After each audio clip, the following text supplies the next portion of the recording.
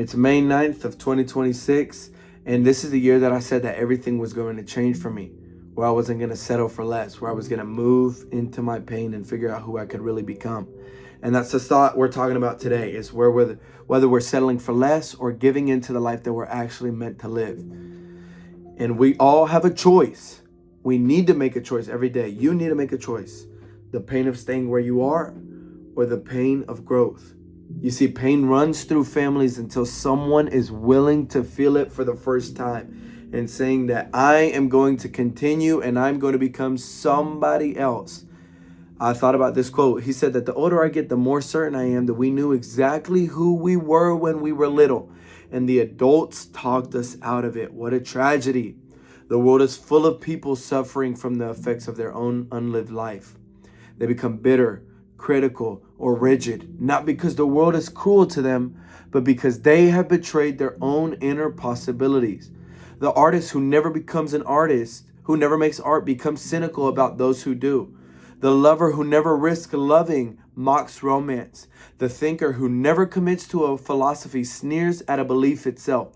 And yet all of them suffer because deep down they know that the life they mock is the life they were meant to live, by Carl Jung. I have that on my vision board. The life that they mock is the life that they were meant to live. And the meanest thing you can do to yourself is pretend you don't want the things that you want. Shrinking the desire before anyone can see it. Call it unrealistic before someone else does. And then walk around with a low-grade starvation you can't name because you buried the appetite so deep even you forgot where you put it. Wanting things is dangerous. Doing nothing is easy. I know. It opens you up to disappointment and to looking foolish and to reaching for something that might not reach back. But want it anyways. Yearn for it anyways. Believe for it anyways. Reach for it anyways. The alternative is a life of pretending you're full. The other one is actually being full. And I don't want you to ponder yourself into stagnation. I want you to live the life that you were meant to live, to be so full of life, to give away against the idea that we just have to be mediocre. Man, frick being normal. I want magic. I want magic. I want to be a magnet of miracles. Don't fall into the trap of mourning a life you can still live, guys. So many people settle for the 6 out of 10 principle. For settling for less, the 6 out of 10 rule is, for settling for less is a concept suggesting that if a partner or a situation meets approximately 60% of your desires or non-negotiables, it is often considered acceptable or good enough for a long-term commitment. That's why so many of you settle for a job that you don't really love. Settle for a partner that you don't really feel fulfilled with.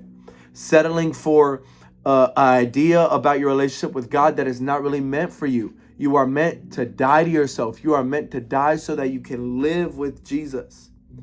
Focus on the things that you are for, not the things that you are against. Stop. Okay, right now. Get out of the cycle. Get out of the hamster wheel that you are staying in right now in that 6 out of 10. What is the 6 out of 10 for you? What is the things you are settling for where you can move out of and step into freedom, abundance, life, vibrancy, the things that you actually want?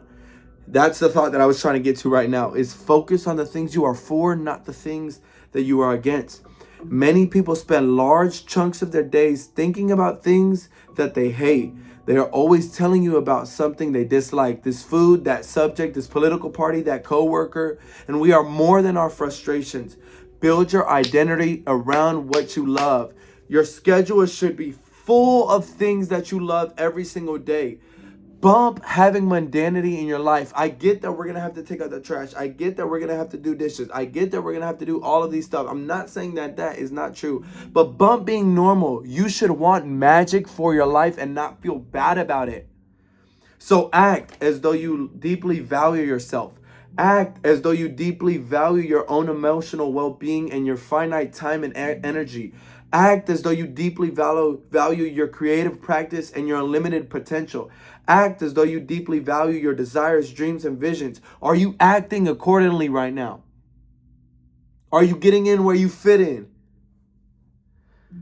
I want to end off with these two thoughts.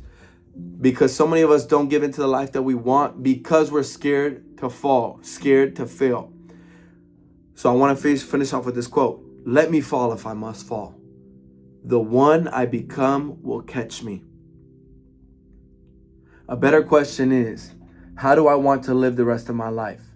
And what am I going to do to ensure that I get to do exactly or as close as possible to how I want that living to be?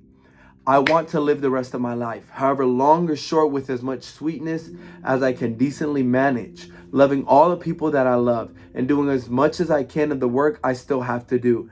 I'm going to write fire until it comes out of my ears, my eyes, my nose holes, everywhere, until it's every single breath I breathe.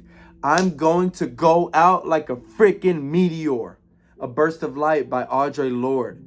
He wrote that in 1985, and I'm telling you, go out like a meteor. Bump the idea of people saying that we're going to burn out. You know, that's just living a life of scarcity. We were meant for abundance. Go out like a meteor.